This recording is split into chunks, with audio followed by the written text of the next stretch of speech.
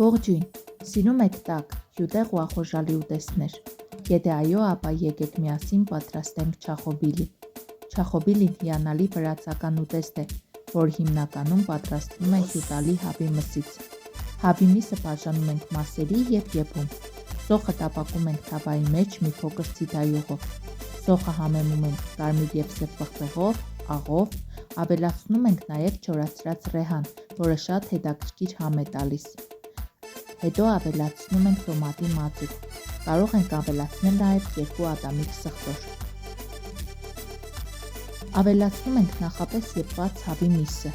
Ես ավելացնում եմ նաև կարտոֆիլ, վերցրել եմ միջինչափի միաչափ կարտոֆիլներ, շարում եմ հավի մսի վրա, վրան ավելացնում եռացրած ջուր, այնքան, որ կարտոֆիլները ծածկվեն։ Եթե կծկի սիրահար եք, վերջում կարող եք ավելացնել կծու բիբար։ Եվ իհարկե, երբ միսն ու կարտոֆիլը եփվեն, ավելացնենք մանր կտրատված կանաչին։ Չախոբիլին արդեն պատրաստ է, հոտը աննկարագրելի է։ Պատրաստեք, վայելեք և չմոռանաք կիսվել ձեր տպավորություններով։ Բարի ախորժակ։